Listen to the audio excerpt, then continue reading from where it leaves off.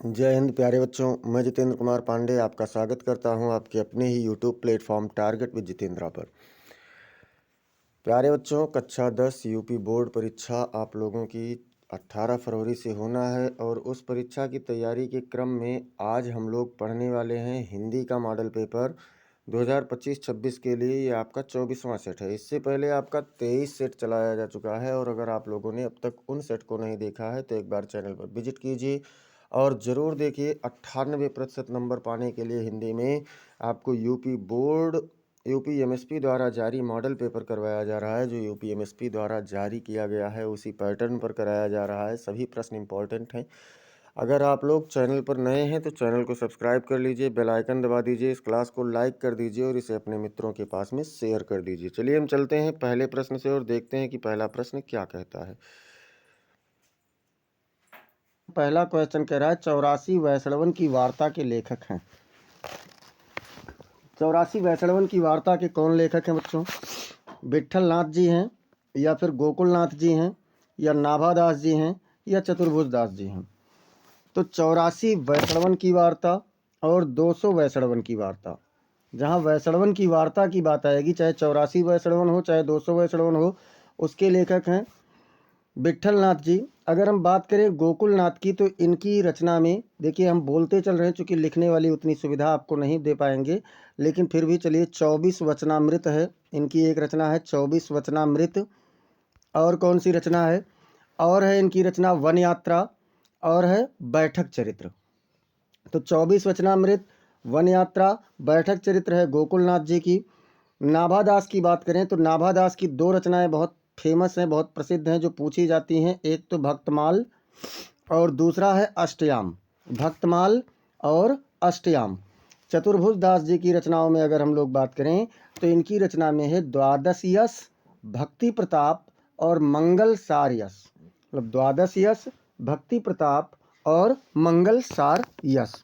इस प्रकार से पहले प्रश्न का व्याख्या हुआ। देखिए, एक प्रश्न में आप लोगों को चारों विकल्प का जब व्याख्या दिया जाएगा तो आपका समझ लीजिए 4 प्रश्न एक साथ तैयार हो रहे हैं।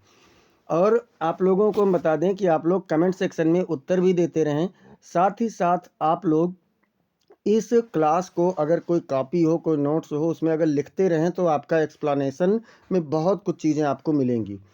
दूसरा प्रश्न आप लोगों से पूछ रहा है कि आनंद कादम्बिनी के संपादक थे।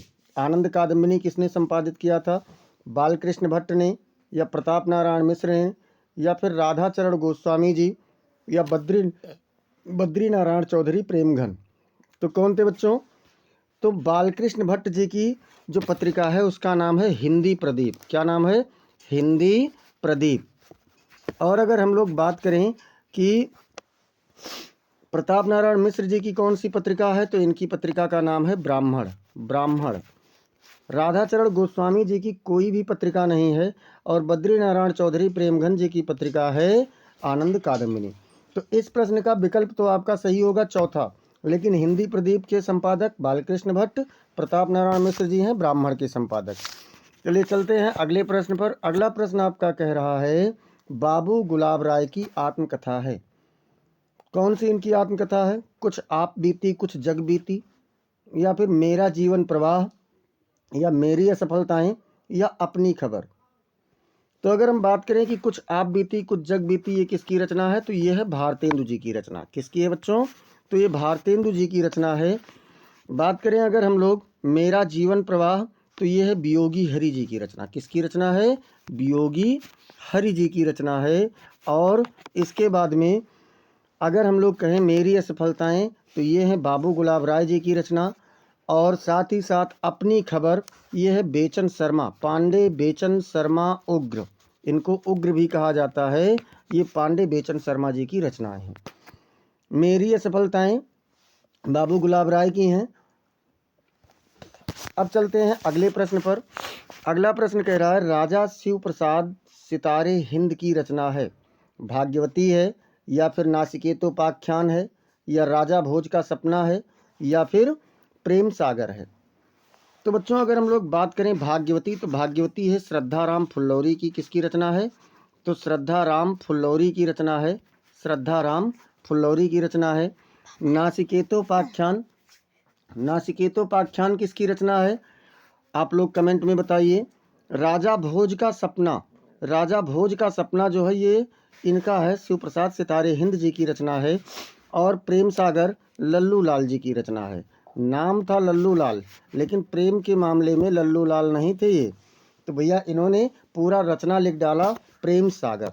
नासिकेतोपाख्यान जो है बच्चों, ये सदल मिश्र जी की रचना है। किसकी रचना है? और जिन बच्चों ने सदल मिश्र बताया है उन्होंने सही आंसर बिल्कुल दिया है। अगला प्रश्न हम लोग देखते हैं, प्रश्न संख्या 5। प्रश्न संख्या 5 कह रहा है मातृभूमि के लेखक हैं। मातृभूमि के लेखक कौन हैं? जैनेन्द्र कुमार, या फिर दीनदयाल उपाध्याय, या फिर प्रोफेसर जी सुंदर रेड्डी, या वासुदेव शरण अग्रवाल। तो अगर हम लोग बात करें बच्चों जैनेन्द्र कुमार जी की रचना, तो जैनेन्द्र कुमार जी की रचनाओं में एक इनकी बहुत प्रमुख रचना है प्रस्तुत प्रश्न। प्रस्तुत प्रश्न पूछा जाता है इनकी रचनाओं में। और इसके साथ साथ इनकी रचनाओं में है पूर्वोदय, ये भी पूछा जाता है।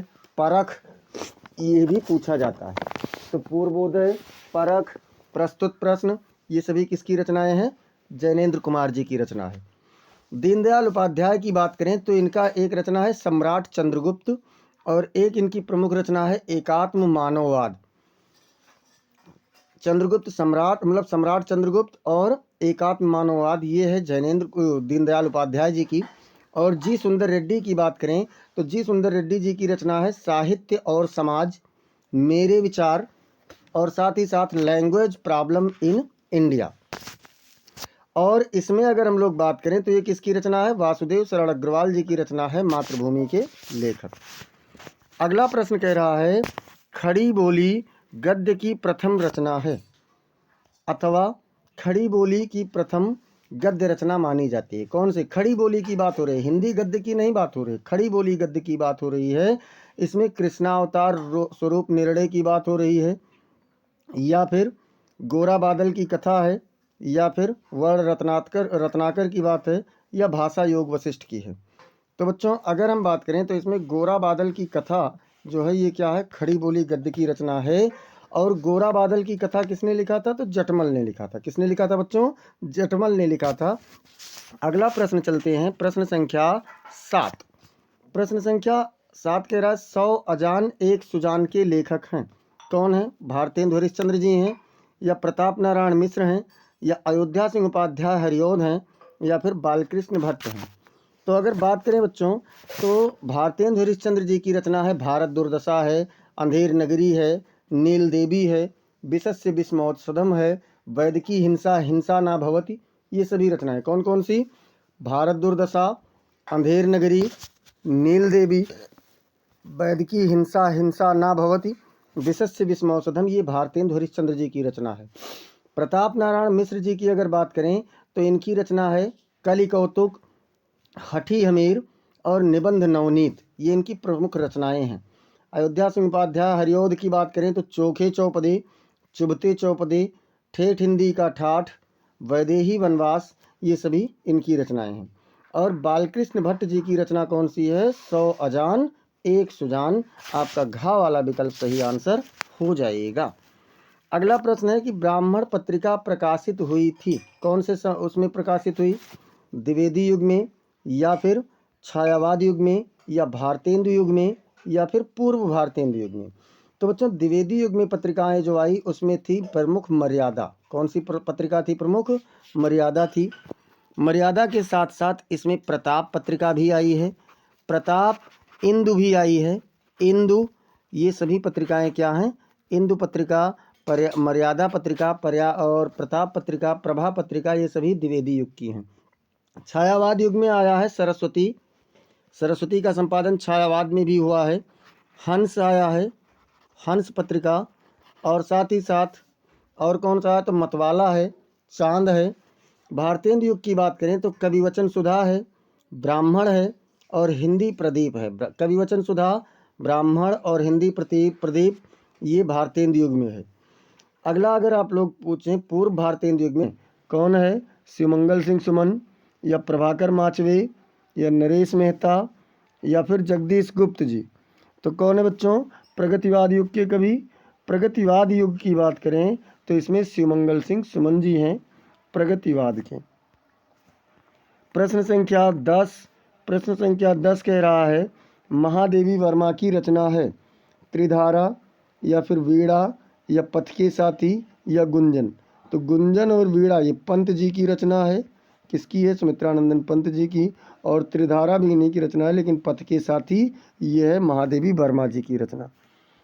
प्रश्न संख्या 11 कह रहा है बच्चों कि बिंद के वासी उदासी तपोव्रतधारी महाबिनु नारी दुखारे, पंक्ति में कौन सा रस है? अब देखिए बच्चे क्या करते हैं, इसमें दुखारे देखते हैं वो कंफ्यूज हो जाते हैं। ये उस समय की घटना है जब अहिल्या को भगवान राम के जो पत्थर की मूर्ति पत्थर बनी हुई थी, जब उनको भगवान राम के पैरों की धूल मिलती है और वे क्या होती हैं, एक नारी बन जाती हैं, सुंदर नारी। तो उसी समय कहा गया कि बिंद के वासी, मतलब बिंद में वास करने वाले, विंध्याचल क्षेत्र में वास करने वाले जितने भी तपोव्रतधारी हैं वह सभी अभी तक उदास थे क्योंकि नारी का उन्हें दुख था। तो अब भगवान राम आ गए, अब सभी पत्थर क्या होंगे, शिलामुखी हो जाएंगी, हुई हैं चंद्र शिलामुखी, मतलब जितनी भी पत्थर हैं वो सभी चंद्रमुखी बन जाएंगे।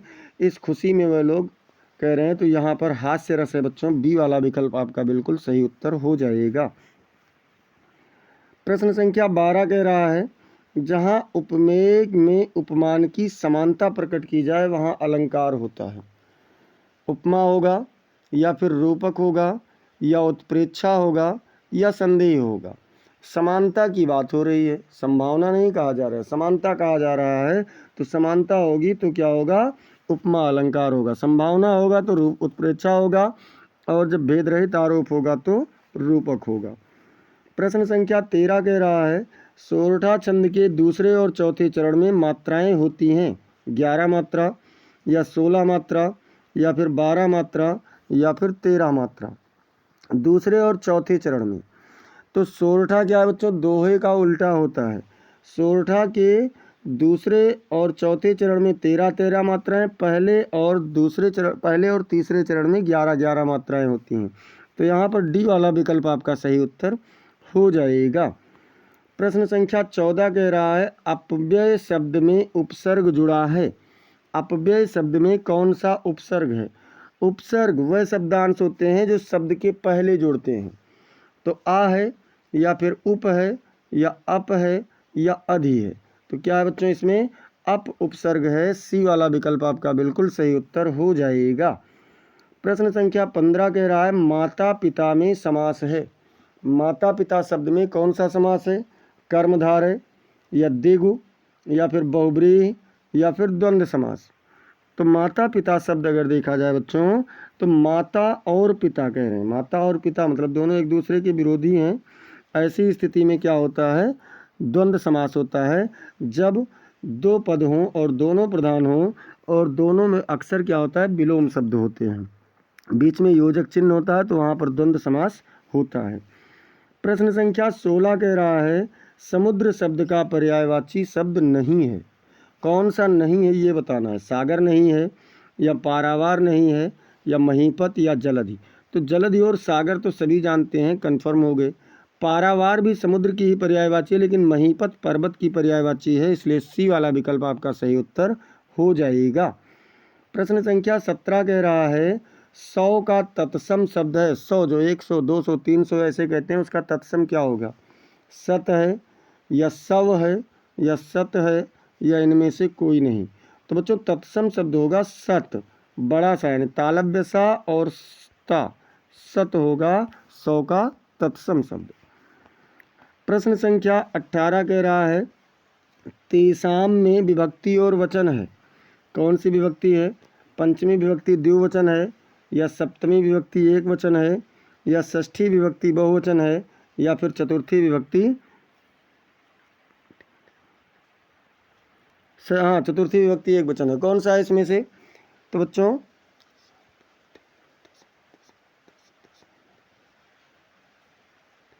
इसमें आपका है षष्ठी विभक्ति बहुवचन। कौन सा है?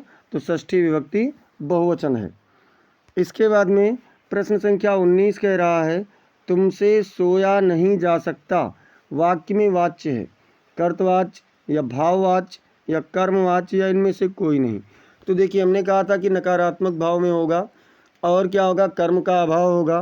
तो देखिए इसमें आपका कर्म का अभाव है, कर्म नहीं है, और मतलब अकर्मक क्रिया है। सोना क्या है, एक अकर्मक क्रिया है, और यहाँ पर नकारात्मक भाव है, तो ऐसी स्थिति में ये आपका कर्मवाच्य बन रहा है। प्रश्न संख्या 20 कह रहा है कि विकारी पद नहीं है, गाय नहीं है, या सभा नहीं है, या प्रतिदिन नहीं है, या फिर रमेश नहीं है। कौन सा पद बच्चों विकारी नहीं है? विकार मतलब होता है परिवर्तन।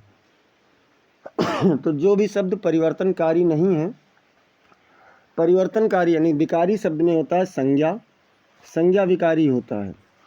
सर्वनाम भी विकारी होता है, सर्वनाम के साथ साथ आपका क्रिया भी विकारी होता है, और क्रिया के साथ क्या होता है, तो आप लोगों का विशेषण भी विकारी शब्द होता है। अब इसमें देखें तो गाय संज्ञा है, सभा भी संज्ञा है, और रमेश भी संज्ञा है, लेकिन प्रतिदिन संज्ञा नहीं है, इसलिए सी वाला विकल्प आपका सही उत्तर हो जाएगा।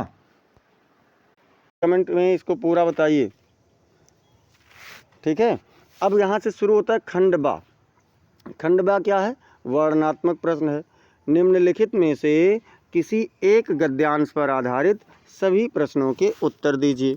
तो चलिए पहला गद्यांश क्या कह रहा है कि कुसंग का ज्वर सबसे भयानक होता है, यह केवल नीति और सद्वृत्ति का ही नाश नहीं करता बल्कि बुद्धि का भी क्षय करता है।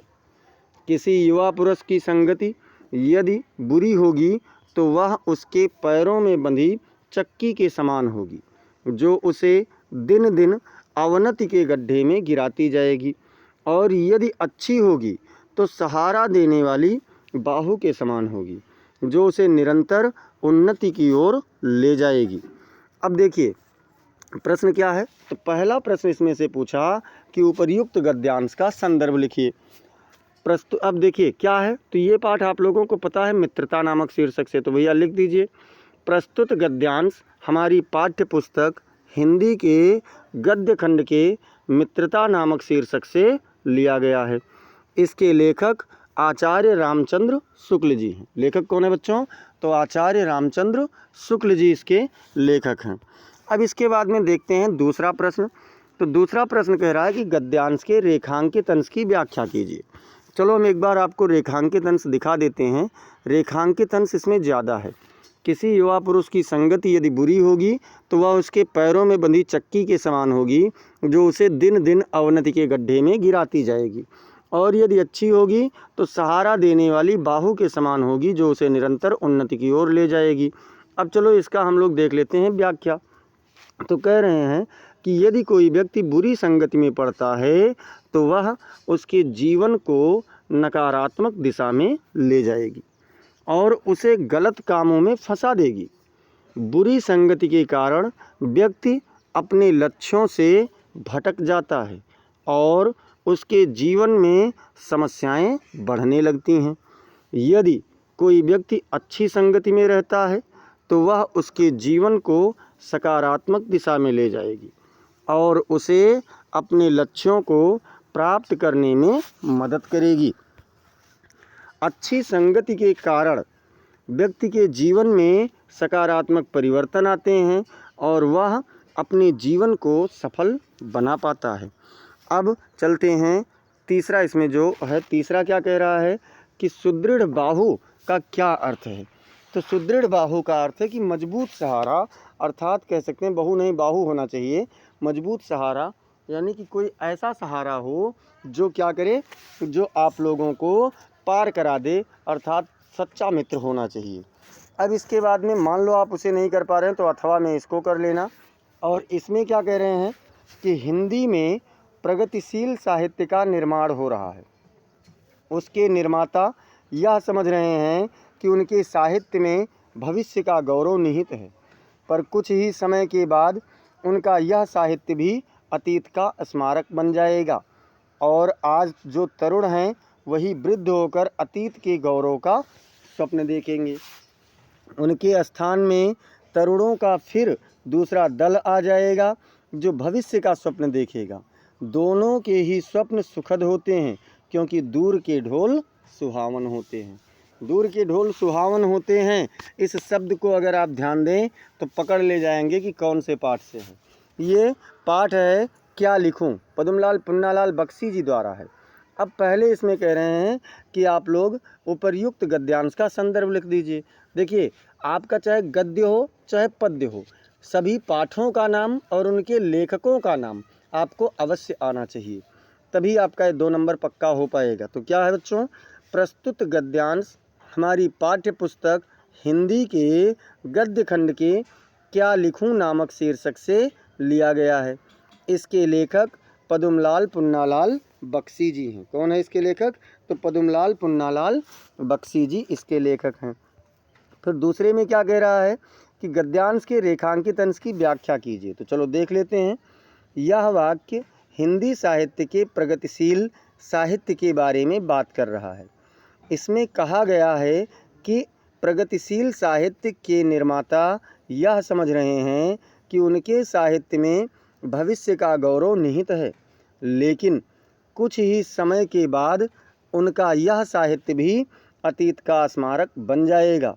इसका मतलब है कि समय के साथ यह साहित्य पुराना हो जाएगा और उसका महत्व कम हो जाएगा। आज जो तरुण हैं वही वृद्ध होकर अतीत के गौरव का स्वप्न देखेंगे। अर्थात जो लोग आज युवा हैं, एक समय बाद क्या होगा कि वो बूढ़े होंगे और आज के समय की कल्पना करेंगे कि कितना अच्छा समय था। और का नंबर मतलब तीसरा नंबर इसमें क्या कह रहा है? तो तीसरा नंबर इसमें कह रहा है कि प्रस्तुत गद्यांश में प्रगतिशीलता से क्या तात्पर्य है। तो भैया, प्रस्तुत गद्यांश में प्रगतिशीलता से तात्पर्य है समाज में परिवर्तन और उन्नति की बात करने वाला साहित्य, जो समाज की समस्याओं को उजागर करता है और उनके समाधान के लिए आवाज़ उठाता है। यह साहित्य समाज को बदलने में मदद करता है और भविष्य को बेहतर बना। प्रश्न संख्या 22 क्या कह रहा है? निम्नलिखित में से किसी एक पद्यांश पर आधारित सभी प्रश्नों के उत्तर दीजिए। और पद्यांश क्या है? ऊधो जाहु तुम्हि हम जाने। गोपियाँ कह रहे हैं, जब उद्धव जी समझाने गए हैं तो गोपियाँ उनसे कह रहे हैं कि हे उद्धव, जाओ, हम तुम्हें जान गए हैं, हम तुम्हें बहुत अच्छे से पहचान भी गए हैं। श्याम तुम्हें यहाँ को नहीं पठयो, तुम हो बीच भुलाने। मतलब श्री कृष्ण जी ने तुम्हें यहाँ नहीं भेजा है। हे उद्धव, तुम जाओ, हम तुम्हें जान गए हैं कि श्री कृष्ण जी ने तुम्हें यहाँ नहीं भेजा है, तुम बीच में ही मार्ग भटक गए हो, भूल गए हो। ब्रज नारिन सो जोग कहत हो, बात कहत न लजाने। ब्रज की नारियों से तुम योग की बात करते हो और तुम्हें इस बात को कहते हुए लज्जा भी नहीं आती है।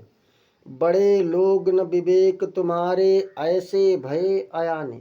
आप सभी लोग बड़े हैं, आप में फिर भी बुद्धि नहीं है, विवेक नहीं है, सूझबूझ नहीं है, और ऐसे ही आप बड़े हो गए हैं, ज्ञानी हो गए हैं। फिर गोपियाँ कह रहे हैं, हमसो कही लई हम सह के। ये उद्धव, हमसे आपने कहा और हमने इसे सह लिया। जिय गुण ले हूँ सयाने। इसे अपने जी में, अपने हृदय में इस बात को बिठा लीजिए।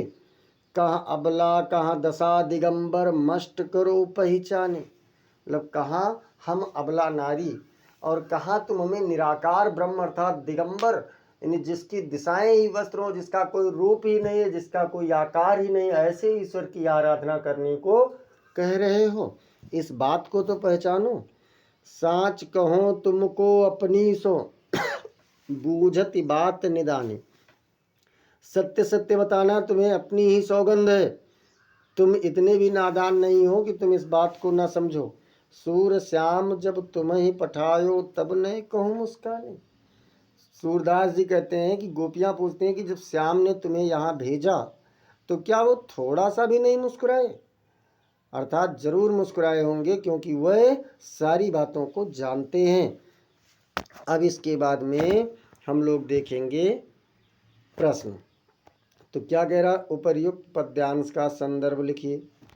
और संदर्भ में क्या हो जाएगा?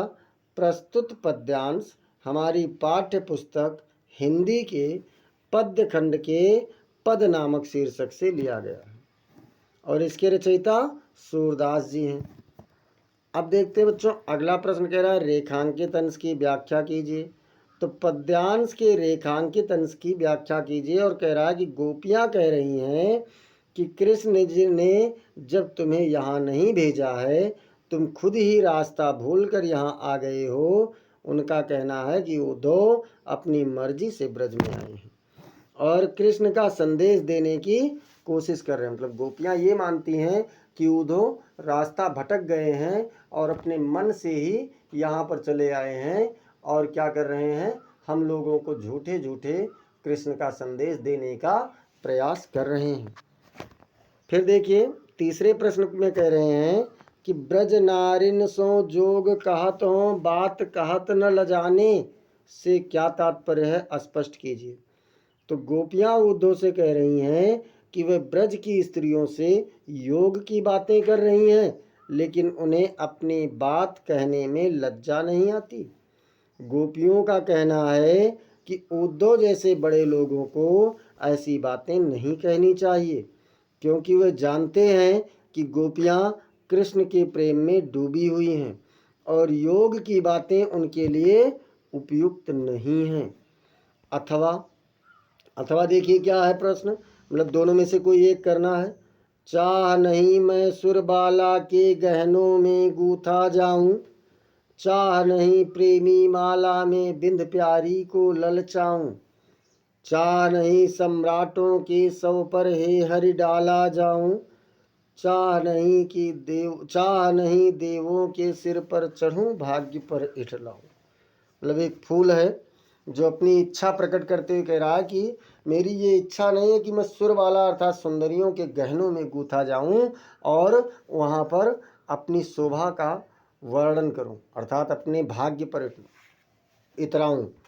मेरी ये भी चाह नहीं है कि मैं प्रेमी के माला में बंद करके और प्यारी को अर्थात जो दो प्रेमी हैं उनकी फूलों की माला में मैं बन जाऊं और अब उनके उस प्रियतमा को ललचाऊं, उसके ऊपर लालच प्रकट करूं।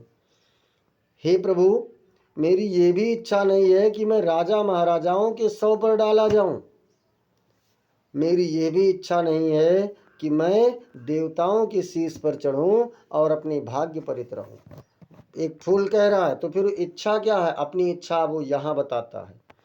मुझे तोड़ लेना बनमाली, उस पथ पर देना तुम फेंक, मातृभूमि पर शीश चढ़ाने जिस पथ जामे वीर अनेक। फूल कह रहा है कि हे वनमाली, मुझे तुम तोड़ लेना और उस मार्ग पर केवल फेंक देना जहाँ से भारत माता के वीर अपने शीश को चढ़ाने के लिए, अपना बलिदान देने के लिए बहुत से वीर आते जाते रहते हैं, तो मुझे वहीं फेंक देना। मेरी यही एक अभिलाषा है, मेरी यही एक इच्छा है। तो किसकी अभिलाषा है, पुष्प की। और भैया प्रश्न क्या है कि उपर्युक्त पद्यांश का संदर्भ लिखिए। तो कह रहे हैं प्रस्तुत पद्यांश हमारी पाठ्य पुस्तक हिंदी के पद्य खंड के पुष्प की अभिलाषा, नाम ही यही है इसका, नामक शीर्षक से लिया गया है। और इसके रचयिता कौन है, तो माखनलाल चतुर्वेदी जी हैं।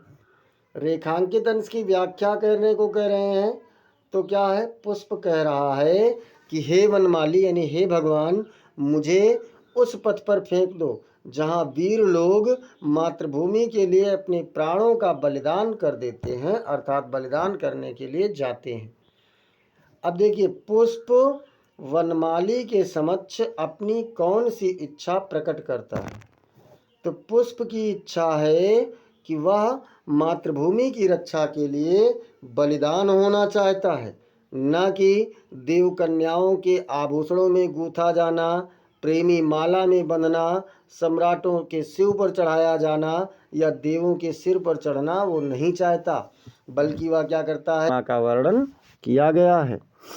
अब में से किसी एक का संदर्भ सहित हिंदी में अनुवाद कीजिए। तो चलिए देख लेते हैं। इयम नगरी मतलब यह नगरी, विविध धर्माणाम मतलब अनेकों धर्मों की संगम स्थली मतलब संगम स्थली है। यह नगरी विविध धर्मों की संगम स्थली है। महात्मा बुद्ध, तीर्थंकर, पार्श्वनाथ, शंकराचार्य, कबीर, गोस्वामी तुलसीदासः अन्ये च बहवः महात्मानः अत्रागत्य स्वीयान् विचारान् प्रसारयन्। मतलब महात्मा बुद्ध, तीर्थंकर, पार्श्वनाथ, शंकराचार्य, कबीर, गोस्वामी तुलसीदास और अन्य बहुत से महात्मा अत्रागत मतलब यहाँ आकर के स्वीयान माने अपने विचारों का प्रचार प्रसार किया। न केवलम दर्शने साहित्ये धर्मे अपितु कला क्षेत्रे अपि, मतलब न केवल दर्शन साहित्य धर्म क्षेत्र में बल्कि कला के क्षेत्र में भी इयम नगरी विविधानाम कलानाम, ये नगरी विविध प्रकार की कलाओं की, शिल्पानांच और शिल्पों की कृति मतलब के लिए लोके विस्तृता संसार में प्रसिद्ध है। अत्रत्याः कौशे साटिका, यहाँ की रेशम की साड़ियाँ देशे देशे मतलब देश देश में सर्वत्र स्पृहन्ते सभी जगह से प्रेम प्राप्त करती है। अब देखिए संदर्भ क्या है, तो प्रस्तुत संस्कृत गद्यांश हमारी पाठ्य पुस्तक हिंदी के संस्कृत खंड के वाराणसी नामक शीर्षक से लिया गया है। कौन से शीर्षक से बच्चों, तो वाराणसी नामक शीर्षक से इसे लिया गया है। अनुवाद में यह नगरी, देखिए अभी तो मैंने इसको बता ही दिया है, तो आप लोग इसे स्क्रीनशॉट कर लीजिए, स्क्रीनशॉट कर लीजिए बाद में रिवाइज करने के लिए। और देखते हैं अथवा में क्या कह रहा है। अथवा में कह रहा है कि एकदा मतलब एक बार, बहवा जना बहुत से लोग, धूमयानम धूमयान अर्थात रेल में, आरोह मतलब चढ़ करके, नगरम प्रति गच्छन्ति स्म नगर की ओर जाते थे। एक बार बहुत से लोग धूमयान अर्थात रेल में बैठ करके नगर की ओर जाते थे। तेषु केचित् ग्रामीणाः केचिच्च नागरिकाः आसन्। तेषु मतलब उनमें से, केचित् मतलब कुछ, ग्रामीणा माने ग्रामीण, केचिच्च और कुछ, नागरिका मतलब नागरिक, आसन मतलब थे, उनमें से कुछ ग्रामीण और कुछ नागरिक थे। मौनम स्थितेषु तेषु एकः नागरिकः ग्रामीणान् उपहसन अकथयत। मौनम स्थितेषु मतलब उन सभी में मौन धारण किए हुए बीच में, तेषु मतलब उनमें से, एकः नागरिका मतलब एक नागरिक, ग्रामीणान उपहसन ग्रामीणों का मजाक उड़ाते हुए, अकथयत मतलब बोला, यानी उन चुपचाप या शांत स्थित उनमें से एक नागरिक ग्रामीणों का उपहास करते हुए मजाक उड़ाते हुए बोला। ग्रामीणाः अद्यापि पूर्ववत् अशिक्षिताः अज्ञाश्च सन्ति। ग्रामीणा मतलब ग्रामीण, अद्यापि आज भी, पूर्ववत् पहले के समान, अशिक्षिता अशिक्षित, अज्ञाच और अज्ञानी, संति मतलब हैं। न तेषां विकासः अभवत्, न उनका विकास हुआ है, न च भवितुम शक्नोति और ना ही हो सकता है, मतलब ना उनका विकास हुआ है और ना ही उनका विकास हो सकता है। तस्य तादृशम जल्पनम श्रुत्वा, उनके इस प्रकार से जली कटी को सुन करके या व्यंग को सुन करके, कोऽपि चतुरः ग्रामीणः अब्रवीत, कोई चतुर ग्रामीण बोला, भद्र नागरिक यानी हे श्रीमान नागरिक महोदय, भवान एव किंचित ब्रवीतु, आप तो कुछ भी बोलते हैं, यतो ही भवान शिक्षितः बहुज्ञः च अस्ति, जैसे कि आप ही शिक्षित और बहुत ज्ञानी हैं। अब देखते हैं क्या होता है बच्चों। इदम आकर्ण मतलब इदम आकर्ण यानी इसे सुन करके, सा नागरिका सदर्प ग्रीवाम, सा नागरिका मतलब वह नागरिक, सदर्प मतलब अभिमान से, ग्रीवाम उन्नमय मतलब अपने गले को गर्दन को ऊंचा करते हुए, कथयत मने बोला, कथिष्यामि पर पूर्वम समय विधातव्य, मतलब कहो यानी बोलो, लेकिन पहले शर्त निर्धारित हो जाए। क्या कहा कि बोलो, कहूंगा, लेकिन पहले शर्त निर्धारित हो जाए। तस्य ताम वार्ता श्रुत्वा सा चतुरः ग्रामीण अकथयत, उसके उस वाणी को सुन करके वह चतुर ग्रामीण बोला, उसके उस प्रकार की वाणी को सुन करके वह चतुर ग्रामीण बोला। भो यानी हे, वयम अशिक्षिता, हम अशिक्षित हैं। भवान च शिक्षिता, और आप शिक्षित हैं। वयम अल्पज्ञा, हम अल्प ज्ञानी हैं। भवान च बहुज्ञा, और आप बहुत ज्ञानी हैं। इत्येवं विज्ञाय, इसे विचार करके जान करके, अस्माभिः समयः कर्तव्यः, हमारे शर्त भी किए जाने चाहिए। वयम परस्परम प्रहेलिकाम पृच्छामः, हम आपस में पहेलियां पूछेंगे। यदि भवान उत्तरम दातुम समर्था, यदि आप उत्तर देने में सक्षम हुए, ना भविष्यति मतलब सक्षम नहीं हुए, तदा भवान 10 रूप्यकाणि दास्यति, तो आप 10 रुपये देंगे। यदि आप उत्तर नहीं दे सके तो आप 10 रुपये देंगे। यदि वयम उत्तरम दातुम समर्था ना भविष्यामः, यदि हम उत्तर देने में सक्षम नहीं होंगे, तदा 10 रूप्यकाणि अर्धम पंचरूप्यकाणि दास्यामः, तो हम 10 रुपये का आधा 5 रुपये आपको देंगे। अब ये इसका संदर्भ देख लीजिए बच्चों। संदर्भ क्या कह रहा है कि प्रस्तुत संस्कृत गद्यांश हमारी पाठ्य पुस्तक हिंदी के संस्कृत खंड के प्रबुद्धो ग्रामीणः नामक शीर्षक से लिया गया है। और इसके लेखक कौन है, तो लेखक का नहीं पता। देखिए स्क्रीनशॉट पहले इतने का कर लो, इतने का स्क्रीनशॉट एक बार कर लीजिए। अब इसके बाद में आप लोग इतने का फिर से स्क्रीनशॉट कर लीजिए, और इस प्रकार से आप इसका स्क्रीनशॉट आपका हो गया। अब आप लोग एक बार क्लास को पूरा लाइक कर दीजिए, शेयर कर दीजिए, मज़ा आ जाए एकदम से, क्लास में झूम उठें।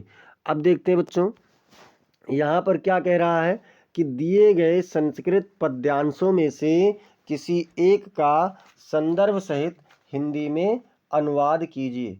क्या कह रहा है कि किसी एक का संदर्भ सहित हिंदी में अनुवाद कीजिए। क्या कह रहा है, धान्यानाम उत्तमम दाक्ष्यम धनानाम उत्तमम श्रुतम, लाभानाम श्रेयारोग्यम, सुखानाम तुष्टिरुत्तमा। देखिए संदर्भ आप लोगों को लिखना है। पाठ का नाम मैं आप लोगों को बता दे रहा हूँ। एक पाठ आप लोगों का है जीवन सूत्राणि। कौन सा है, जीवन सूत्राणि। तो क्या हो जाएगा, प्रस्तुत संस्कृत श्लोक हमारी पाठ्य पुस्तक हिंदी के संस्कृत खंड के जीवन सूत्राणि नामक शीर्षक से अवतरित है। अब क्या कह रहा है, धान्यानाम उत्तमम दाक्ष्यम, धान्यानाम मतलब अनाज, अन्नों में, उत्तमम माने उत्तम है, दाक्ष्यम मतलब कुशलता, दाक्ष्यम मतलब कुशलता, यानी धन धान्य को उत्पादन और संरक्षण की जो क्षमता की कुशलता है वो धान्यों में अर्थात अन्नों में उत्पन्न है। धनानाम उत्तमम श्रुतम, और धन में श्रेष्ठ धन क्या है, तो श्रुतम अर्थात सुनना। क्या सुनना, शास्त्र ज्ञान। तो धनों में शास्त्र ज्ञान ही सर्वोत्तम है। लाभानाम श्रेयारोग्यम, और लाभों में आरोग्यता अर्थात क्या है, स्वास्थ्य सबसे श्रेष्ठ है। सुखानाम तुष्टिरुत्तमा, और सुखों में संतोष सर्वोत्तम धन है। इस प्रकार से आप चाहें तो इसका स्क्रीनशॉट कर लीजिए। और चलते हैं अब हम लोग अथवा वाले पर। अथवा में क्या कह रहा है, उत्तरम यत् समुद्रस्य हिमाद्रिश्चैव दक्षिणाम वर्षतद भारतम नाम भारती यत्र संतति। मतलब जिस, देखिए यहाँ पर क्या कह रहा है, उत्तरम यत् समुद्रस्य, मतलब समुद्र के उत्तर में जो है, हिमाद्रेश चैव दक्षिणाम, और हिमालय के दक्षिण क्षेत्र में, मतलब समुद्र के उत्तर क्षेत्र में और हिमालय के दक्षिण क्षेत्र में इसका विस्तार है, यानी जिस देश का विस्तार है। वर्षम तद भारतम, उसका नाम भारत है। भारतीयत्र संस्कृति, मतलब वहाँ की भारतीय, वहाँ का संतान है, अर्थात समुद्र के उत्तर में और हिमालय के दक्षिण में जिस देश का विस्तार है उसका नाम भारत है, और भारतीय वहाँ की संतान है, अर्थात वहाँ के लोगों को भारतीय कहा जाता है। अब इस प्रकार से बच्चों हम लोगों ने देखा अनुवाद। संदर्भ में क्या है, प्रस्तुत संस्कृत श्लोक हमारी पाठ्य पुस्तक हिंदी के संस्कृत खंड के वाराणसी नामक शीर्षक से लिया गया है। अनुवाद में क्या कह रहा है, जिस देश, वो तो हो ही चुका है, स्क्रीनशॉट आप लोग कर लीजिए। क्लास को जोरदार तरीके से लाइक कर दीजिए और अधिक से अधिक इसे शेयर भी कर दीजिए। क्या कह रहा है कि अपने पठित खंडकाव्य के आधार पर दिए गए प्रश्नों में से किसी एक का उत्तर दीजिए। किसी भी एक प्रश्न का उत्तर दीजिए। ज्योति जवाहर की कथा वस्तु संक्षेप में लिखिए। देखो भैया उल्टा होगा, ये कथा वस्तु पूछा है और हमने यहाँ पर चरित्र चित्रण कर दिया है, और इसके बाद में अच्छा दोनों में कथा वस्तु ही आ गया। तो चलो जब कथा वस्तु है तो कथा वस्तु यहाँ पर देख लेते हैं। ज्योति जवाहर खंड काव्य की कथा संक्षेप में लिखे। दोनों प्रश्न एक ही हो गया है और वहाँ चरित्र चित्रण करना चाहते थे तो चरित्र चित्रण हमने करवाया भी है पहले भी, और अगले में फिर देख लिया जाएगा। अब इसको देखते हैं या फिर करवा दें। चलो देखते हैं। ज्योति जवाहर खंड काव्य की कथा संक्षेप में लिखी। ज्योति जवाहर खंड काव्य की कथा वस्तु जवाहरलाल नेहरू के जीवन, विचारों और उनके संघर्ष को दर्शाती है, जिसमें भारतीय संस्कृति, मानवता, प्रेम और ज्ञान के महत्व को उजागर किया गया है। यह खंड काव्य नेहरू को एक प्रेरणादायक नेता के रूप में प्रस्तुत करता है, जिन्होंने देश के उत्थान के लिए अपना जीवन समर्पित कर दिया था। अब सारांश देखिए। सारांश क्या कह रहा है? जवाहरलाल नेहरू का जीवन और योगदान पहला है। तो यह खंड काव्य जवाहरलाल नेहरू के जीवन की प्रमुख घटनाओं, उनके विचारों और स्वतंत्रता संग्राम में उनके महत्वपूर्ण योगदान का वर्णन करता है। अगला कह रहा है कि मानवता और प्रेम। कवि ने नेहरू जी की मानवता के प्रति प्रेम और करुणा को दर्शाया है।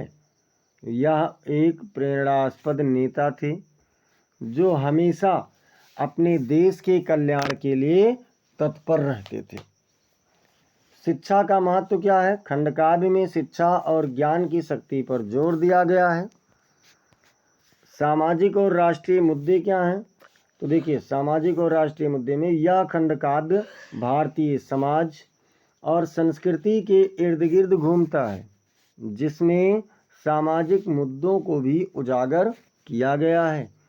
प्रेरणादायक संदेश देखते हैं। अंततः यह खंड काव्य एक प्रेरणादायक संदेश देता है कि कैसे एक व्यक्ति कठिनाइयों का सामना कर सकता है और समाज में सकारात्मक बदलाव ला सकता है। चलो देख लेते हैं इनका जीवन चरित्र चित्रण भी। यहाँ प्रश्न को ही थोड़ा सा चेंज कर दीजिए और समझ लीजिए।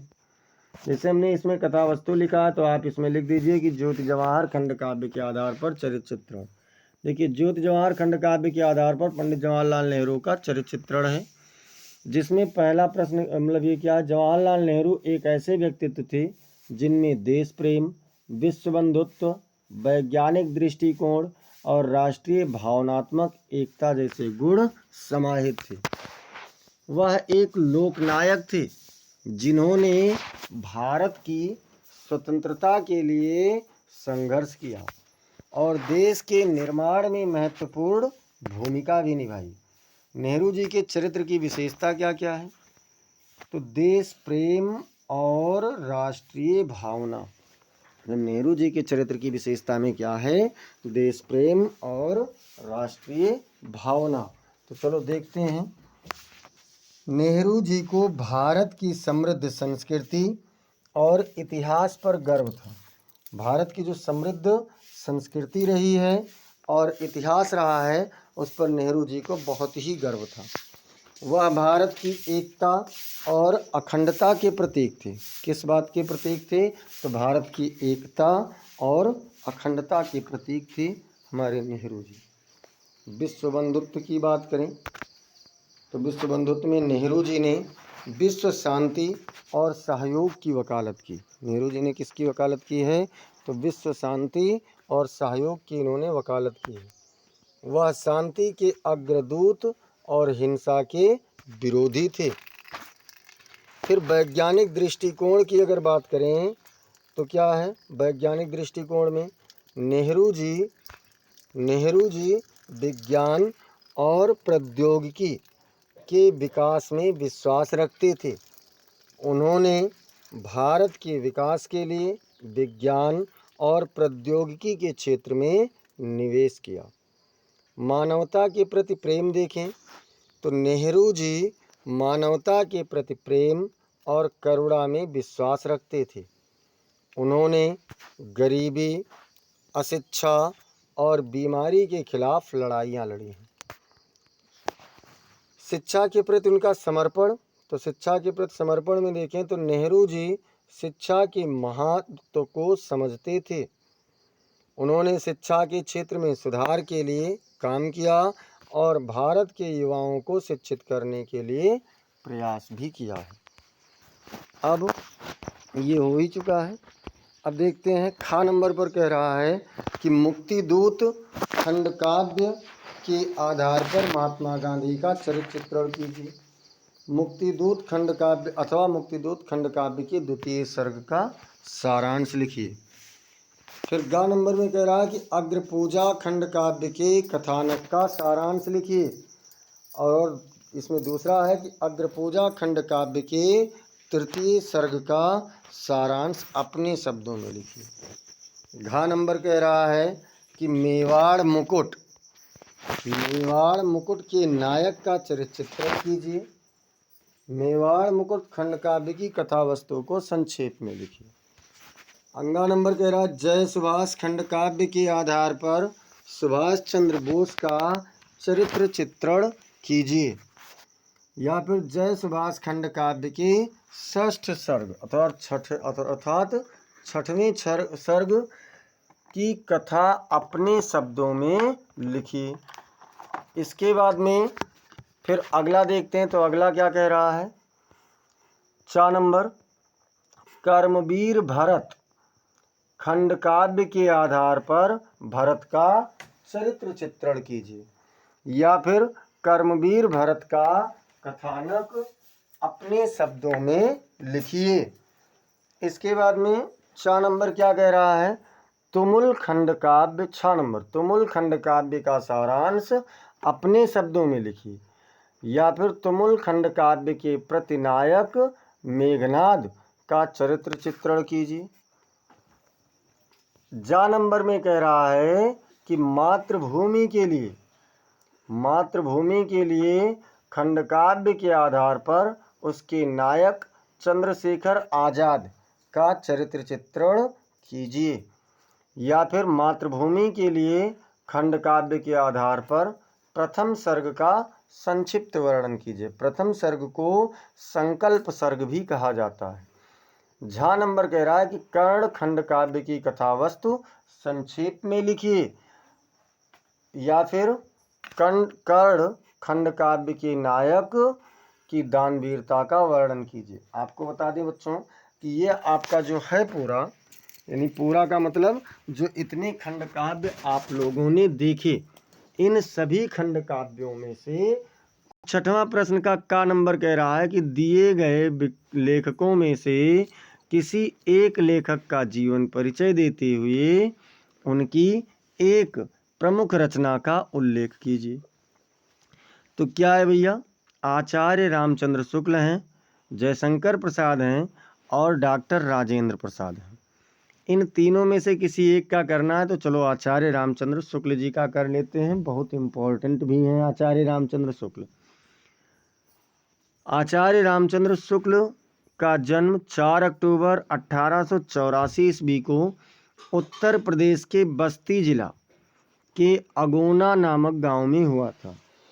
मतलब 4 अक्टूबर 1884 बस्ती जिला अगोना ग्राम उत्तर प्रदेश। उनके पिता का नाम पंडित चंद्रबली शुक्ल था। पिताजी कौन थे? पंडित चंद्रबली शुक्ल थे, जो मिर्ज़ापुर में कानूनगो के पद पर कार्यरत थे। मिर्ज़ापुर में क्या थे? तो कानूनगो थे। शुक्ल जी ने अपनी शिक्षा वाराणसी में प्राप्त की और बाद में काशी हिंदू विश्वविद्यालय में हिंदी के प्राध्यापक भी नियुक्त हुए। अब देखते हैं आचार्य रामचंद्र शुक्ल की एक प्रमुख रचना क्या है। हिंदी साहित्य का इतिहास है, जो हिंदी साहित्य के इतिहास पर आधारित पहली विस्तृत और प्रमाणित पुस्तक भी मानी जाती है। यह रचना हिंदी साहित्य के अध्ययन अध्यापन में एक महत्वपूर्ण योगदान है। ये रचना क्या है, तो हिंदी साहित्य के अध्ययन और अध्यापन में एक महत्वपूर्ण योगदान है। और देखते हैं भैया शुक्ल जी के बारे में।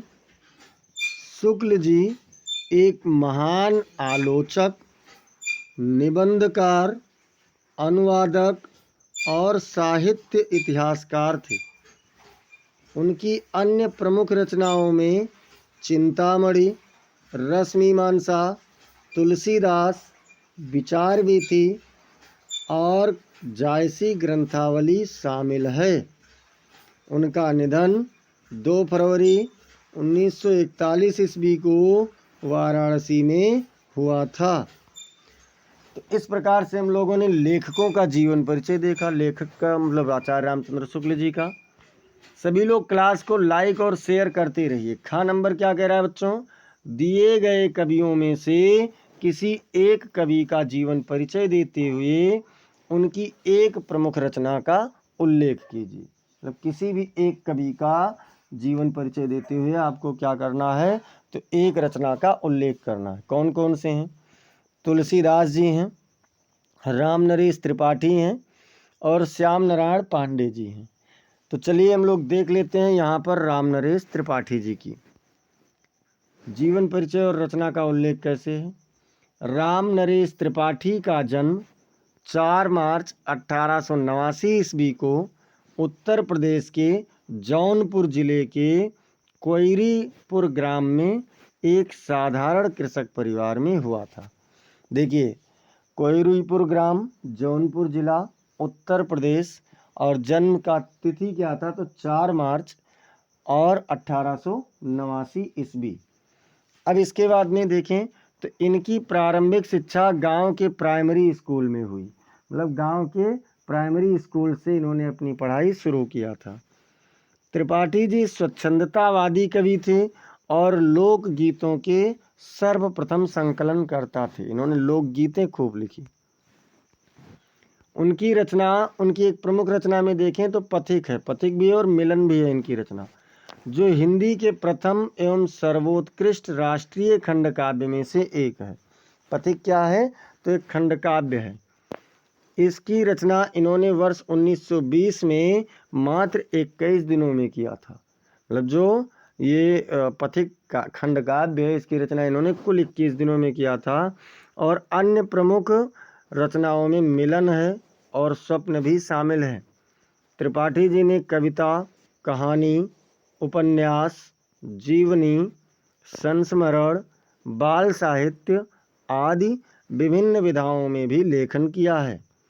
इनका निधन 16 जनवरी 1962 ईस्वी को प्रयाग में हुआ था। कहाँ पर हुआ था, तो प्रयाग। संख्या 7 कह रहा है कि अपनी पाठ्यपुस्तक में से कंठस्थ कोई एक श्लोक लिखिए जो इस प्रश्न पत्र में ना आया हो। मतलब कोई एक ऐसा श्लोक लिखना है जो इस प्रश्न पत्र में ना आया हो। तो चलिए, इस प्रश्न पत्र में नहीं आया वही लिख दे रहे हैं। बंधनम मरणम वापि जयो वापि पराजयः उभयत्र समो वीरः वीर भावो ही वीरता। अगला प्रश्न आप लोगों का कह रहा है कि वाद विवाद प्रतियोगिता में प्रथम स्थान प्राप्त करने पर अपने चचेरे भाई को बधाई देते हुए पत्र लिखिए। अथवा क्या करना है, अथवा अपनी गली या मोहल्ले की नालियों की समुचित सफाई के लिए नगर निगम के स्वास्थ्य अधिकारी को पत्र लिखिए। तो चलिए एक कर देते हैं नगर निगम अधिकारी को। तो सेवा में मुख्य नगर अधिकारी, नगर निगम प्रयागराज उत्तर प्रदेश। महोदय, यहाँ से देखिए, महोदय, निवेदन है कि आजकल प्रयागराज नगर की सड़कों की सफाई व्यवस्था संतोषजनक नहीं है। नगर की सड़कों पर सर्वत्र गंदगी फैली हुई है। नालियों में गंदा पानी सड़ रहा है, जिसमें दुर्गंध के कारण अनेक बीमारियों के फैलने की आशंका है। गंदगी के कारण मच्छर पैदा हो रहे हैं। चौक बाजार, देखिए चौक बाजार नगर का मुख्य व्यावसायिक केंद्र है। किसी भी नगर का अगर चौक बाजार है तो वो अक्सर क्या होता है, मुख्य व्यावसायिक केंद्र ही होता है। नगर के सभी वर्गों के लोग वहाँ अपनी आवश्यकता अनुसार सामान खरीदने आते हैं। नालियों और सड़कों की गंदगी ग्राहक के मन पर कुप्रभाव डालती है। वे इस गंदगी को देखकर दोबारा इस ओर नहीं आते हैं। दुकानदारों के व्यवसाय पर इसका असर पड़ रहा है। अतः, अब देखो भैया क्या कह रहे हैं, अतः आपसे विनम्र निवेदन है कि इस अव्यवस्था की ओर विशेष ध्यान दें। अपने स्वास्थ्य कर्मचारियों को यहाँ विशेष सफाई बनाए रखने का आदेश दें, ताकि यहाँ के निवासियों का जीवन बीमारियों से दूर रहे और व्यवसायियों के व्यवसाय में वृद्धि संभव हो सके। इसके बाद में क्या है, भवदीय काखागा दिनांक, परीक्षा की तिथि डालना 18/2/2026। चलिए अगला प्रश्न आप लोगों का कह रहा है, अगला प्रश्न है निम्नलिखित में से किन्हीं दो प्रश्नों के उत्तर संस्कृत में दीजिए। अब पहला प्रश्न पूछ रहा है कि ज्ञानम कुत्र संभवति, ज्ञान कहाँ संभव है। तो भैया ज्ञानम सर्वत्र संभवति, ज्ञान कहाँ है, सभी जगह संभव है। अगला है भारतीय संस्कृति मूलम किम अस्ति, भारतीय संस्कृति के मूल में क्या है। तो क्या है बच्चों, भारतीय विश्वस्य स्रष्टा ईश्वरः एकः एव अस्ति, विश्व का निर्माता ईश्वर एक ही है। इति भारतीय संस्कृति मूलम अस्ति, यही भारतीय संस्कृति का मूल है। अगला प्रश्न है कुत्र मरणम मंगलम भवति, कहाँ पर मरना मंगलकारी होता है। तो वाराणस्याम मरणम मंगलम भवति, वाराणसी में मरना मंगलकारी होता है। इसके बाद में अगला प्रश्न आप लोगों से पूछ रहे हैं चंद्रशेखर कः आसीत्, चंद्रशेखर कौन थे। तो भैया चंद्रशेखर एकः प्रसिद्धः क्रांतिकारी देशभक्तश्चासीत्, चंद्रशेखर एक प्रसिद्ध क्रांतिकारी और देशभक्त थे। इसके बाद में बच्चों अब हम लोगों को चलना है लास्ट प्रश्न पर। तो उससे पहले सभी लोग क्लास को लाइक कीजिए, साथ ही साथ शेयर करना बिल्कुल भी ना भूलिए, और चैनल पर नए हैं तो सब्सक्राइब करके बेल आइकन दबाइए। यहाँ से आपको बहुत कुछ चीज़ें मिलने वाली हैं। तो चलिए अगला प्रश्न देखते हैं और इस सेशन का अंतिम प्रश्न देखते हैं। निम्नलिखित में से किसी एक विषय पर निबंध लिखिए। विषय क्या है, आतंकवाद कारण एवं निवारण, अगला है वृक्षारोपण, और अगला है मेरा प्रिय कवि, और फिर उसके बाद में नारी सशक्तिकरण। अब इसमें से आपको किसी एक विषय पर लिखना है। तो चलिए देखते हैं कौन सा विषय लिया जाए। विषय हम लोग लेते हैं आतंकवाद कारण एवं निवारण। प्रस्तावना में देखें तो है परिवर्तन मानव स्वभाव की चिर परिचित प्रक्रिया है। यह मानव स्वभाव में परिवर्तन एक बहुत ही प्रसिद्ध प्रक्रिया है। इसी परिवर्तन के फलस्वरूप आज हमारे देश में चारों तरफ आतंकवाद व अलगाववाद की आंधी आई हुई है। मतलब परिवर्तन के लिए ही क्या कर रहा है मनुष्य, तो चारों ओर से आतंकवाद फैला रहा है, अलगाववाद फैला हुआ है। जब भी किसी राष्ट्र में निजी स्वार्थ अधिक पनपता है, अगर मान लीजिए अपना व्यक्तिगत स्वार्थ बहुत ज़्यादा है, तो इसी प्रकार की घटनाएं जन्म लेती रहती हैं। आतंकवाद में क्या कह रहे हैं कि आतंकवाद में अपने हिंसात्मक कारनामों से जनता के अंदर इतना भय उत्पन्न कर दिया जाता है कि वह बौखला उठती है। भारत में कुछ इस्लामिक संगठनों एवं विदेशी आतंकवादियों द्वारा विस्फोटों, हत्याओं का सिलसिला आज भी जारी है। आज भी कहीं ना कहीं देखते हैं, आप लोग सुनते ही रहते हैं कि आतंकी हमला हो ही जाता है। इन कारनामों को अंजाम देने के लिए ICC, JKLF, लश्कर-ए-तैयबा जैसी संस्थाएं भारत की सुख शांति को खत्म करना चाहती हैं। इसके बाद में अगला है बच्चों दूसरा हेडिंग, आतंकवाद का अर्थ। तो आतंकवाद का अर्थ क्या होता है। अपने निजी राजनीतिक स्वार्थों की पूर्ति के लिए विभिन्न बाह्य शक्तियाँ जब किसी राष्ट्र में व्यापक स्तर पर जनता में अपने भयानक कारनामों के द्वारा भय, असंतोष तथा असुरक्षा की भावना को फैला देती हैं, तब उस स्थिति को हम आतंकवाद कहते हैं। तो उस स्थिति को क्या कहा जाता है? आतंकवाद। तीसरा कह रहे हैं आतंकवाद के कारण। आतंकवाद के कारण में क्या है? बाह्य शक्तियों का प्रभाव है, शिक्षा का अभाव है। वे शिक्षित नहीं होंगे तो जाहिर सी बात है कोई भी थोड़ा सा पैसा देगा, बहलाएगा, फुसलाएगा और वो चल देंगे उस दिशा में। उचित पथ प्रदर्शक का अभाव, मतलब उचित मार्गदर्शक भी नहीं मिलेगा तब भी ऐसा होगा। आजीविका की समस्या होती है, कमाई नहीं है। प्रशासनिक अकुशलता भी है और राजनैतिक कुचक्रों का परिणाम आदि भी है। अब इसके बाद में अगर हम देखें तो आतंकवाद का परिणाम क्या होता है? आतंकवाद के परिणाम स्वरूप में देखें तो दंगे फसाद को बढ़ावा होता है, सरकार के प्रति अविश्वास की भावना का उदय होता है, असुरक्षा की भावना का उदय होता है, राष्ट्रीय एकता में बाधक होते हैं, राष्ट्र की आर्थिक प्रगति में भी ये बाधक होता है। अगला आपका कह रहा है कि आतंकवाद को रोकने के उपाय। तो रोकने के उपाय में देखते हैं तो आतंकवाद से लड़ने का कोई भी नायाब तरीका हमारा देश अभी तक ईजाद नहीं कर पाया है। कोई ऐसा तरीका नहीं है कि जो आतंकवाद के खिलाफ लड़ने के लिए एकदम से परफेक्ट हो। पिछले कई सालों से देश आतंकवाद की चपेट में है, लेकिन इस पर अभी तक किसी भी तरीके से काबू नहीं पाया जा सका है। आतंकवाद को दूर करने के लिए सरकार, पुलिस, अर्धसैनिक बल, सेना की मदद ले रही है, किंतु आतंकवाद को रोकने में पूर्णतः सफलता नहीं मिल सकी है। फिर भी क्या कह रहे हैं? फिर भी हम कुछ उपायों को निम्न रूप से समझा सकते हैं, जैसे कि उचित नैतिक शिक्षा होनी चाहिए। भाई लोगों को थोड़ा सा समझाना चाहिए कि हाँ ये गलत है, ये अच्छा है। बाह्य एवं विध्वंसक शक्तियों का कठोरता से दमन भी करना चाहिए। जनता में जागरूकता की भावना पैदा करना चाहिए, सीमाओं पर कठोर नियंत्रण होना चाहिए और राजनीतिक एकता की भावना लोगों में विकसित होनी चाहिए।